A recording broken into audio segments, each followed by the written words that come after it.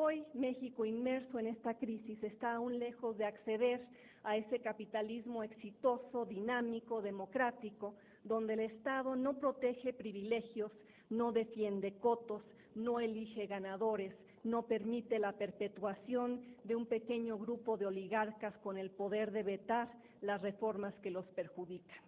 Ese capitalismo abierto, donde las autoridades crean condiciones para los mercados abiertos, competitivos, innovadores, que proveen mejores productos a precios más baratos para los consumidores, para los ciudadanos. Y hoy México lamentablemente carga con los resultados de esfuerzos fallidos por modernizar esta economía durante los últimos 20 años. Las reformas de los 80s y 90s entrañaron la privatización, la liberalización comercial, pero esas reformas no produjeron una economía dinámica de mercado con regulación gubernamental eficaz, capaz de crear mercados funcionales y competitivos, porque en vez de transparencia y reglas claras, prevaleció la discrecionalidad entre los empresarios que se beneficiaron de las privatizaciones y los funcionarios del gobierno encargados de regularlos.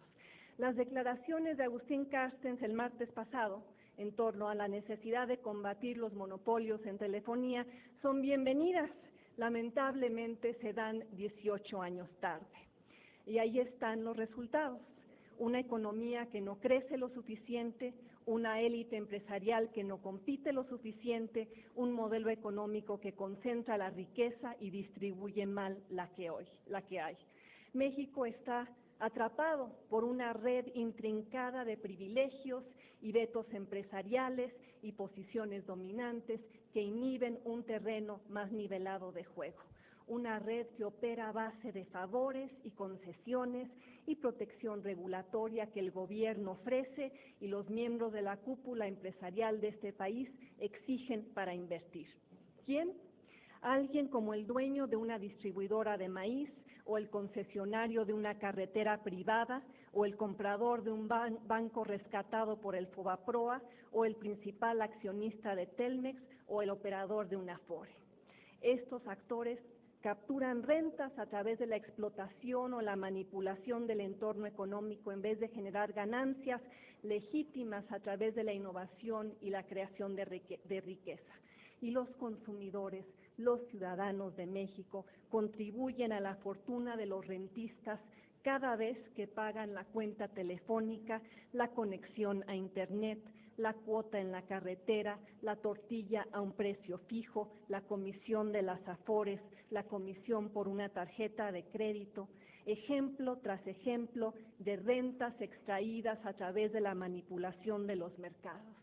Y el rentismo acentúa la desigualdad, produce costos sociales, disminuye la productividad, aumenta los costos de transacción en una economía que para competir globalmente necesita disminuirlos. Y para extraer esas rentas, esos jugadores dominantes han erigido altas barreras de entrada a nuevos jugadores, creando así cuellos de botella que inhiben el crecimiento de México en un mundo cada vez más globalizado. Y la concentración de la riqueza y el poder económico en esos jugadores dominantes, ¿en qué se traduce? En ventajas injustas, en captura regulatoria, en políticas públicas que favorecen intereses particulares. Pero peor aún, convierte a los representantes del interés público, a muchos de los diputados y los senadores sentados aquí, en empleados de los intereses atrincherados.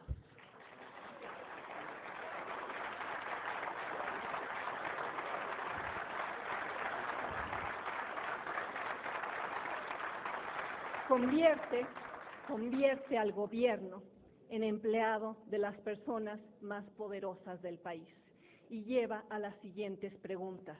¿Quién gobierna en México? ¿Quién gobierna en México? ¿El Senado de la República o Ricardo Salinas Pliego cuando logra controlar los vericuetos del proceso legislativo, como lo hizo en el tema de los corresponsales bancarios? ¿Quién gobierna en México? ¿La Secretaría de Comunicaciones y Transportes o UNEFON? ¿La Comisión Nacional Bancaria o los bancos que se rehúsan a cumplir con las obligaciones de transparencia que la ley les exige. ¿Quién gobierna en México? ¿La Secretaría de Educación Pública o el Bester Gordillo?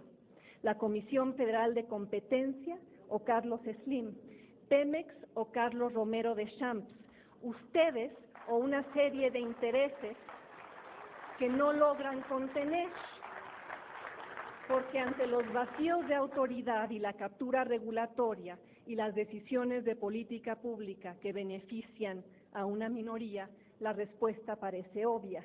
México padece lo que algunos llaman un Estado dentro del Estado o lo que otros denominan una economía sin un gobierno capaz de regularla de manera eficaz.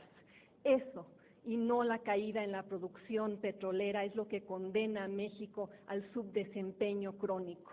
Y una y otra vez, el debate en este país sobre cómo promover el crecimiento y cómo fomentar la inversión y cómo generar el empleo se encuentra fuera de foco. El gobierno piensa que para lograr esos objetivos basta con tenderle la mano al sector privado para que invierta bajo cualquier condición. Y el sector privado, por su parte, piensa que es la panacea que se le permita participar, por ejemplo, en el sector petrolero. Pero esa es solo una solución parcial a un problema mucho más profundo. El meollo detrás de la mediocridad económica de México se encuentra en su estructura económica y en las reglas del juego político que la apuntalan. Una estructura demasiado pesada en la punta de la pirámide, una estructura oligopolizada donde unos cuantos se dedican a la extracción de rentas, una estructura de complicidades y colusiones que el gobierno permite y del cual también se beneficia. Y claro, muchos de los miembros del gabinete de Felipe Calderón, muchos de los presentes en este foro, hablarán del crecimiento como prioridad central, pero más bien lo perciben como variable residual. Más bien parecería que buscan, y duele reconocerlo como ciudadana, asegurar un grado mínimo de avance para mantener la paz social, pero sin alterar la correlación de fuerzas existentes, sin cambiar la estructura económica de una manera fundamental. Y el problema surge cuando ese modelo que hemos construido comienza a crear monstruos, cuando ese apoyo gubernamental a ciertos grupos y ciertas personas produce monopolios y duopolios y oligopolios y sindicatos rapaces que ya no pueden ser controlados, cuando las criaturas del Estado, como las llama Moisés Naim, el editor de la revista Foreign Policy, amenazan con devorar a ese Estado. Solo así se entiende la devolución gubernamental de 550 millones de dólares a Ricardo Salinas Pliego por intereses supuestamente mal cobrados un día antes del fin del sexenio de Vicente Fox, devolución otorgada por la Secretaría de Comunicaciones y Transportes. Solo así se entiende el comunicado lamentable de la SCT hace un año celebrando la alianza entre Telemundo y Televisa, cuando en realidad revelaba una claudicación gubernamental ante la posibilidad de una tercera cadena de televisión. Solo así se entiende que nadie en este país levante un dedo para sancionar a Televisión Azteca cuando viola la ley al rehusarse a transmitir los spots del IFE o se apropia del Cerro del Chiquihuite. Solo así se entiende la posposición ad infinitum en el Senado de la República de una nueva ley de medios para promover la competencia en el sector. Solo así se comprende que la reforma a Pemex deje sin tocar el asunto del sindicato. Solo así se entiende la posibilidad de darle entrada a Carlos Slim a la televisión sin obligarlo a cumplir con las condiciones de su concesión original. Síntomas de un gobierno ineficaz, síntomas de un gobierno doblegado, con efectos cada vez más obvios y cada vez más onerosos, que la crisis pone en evidencia porque no logramos reformarnos a tiempo. Mucha riqueza, pocos beneficiarios, crecimiento estancado, país aletargado, intereses atrincherados, reformas diluidas, poca competencia, baja competitividad, poder concentrado, democracia puesta en jaque. un gobierno que en lugar de domesticar a las criaturas que ha creado, ahora vive aterrorizado por ellas. ¿Y cuál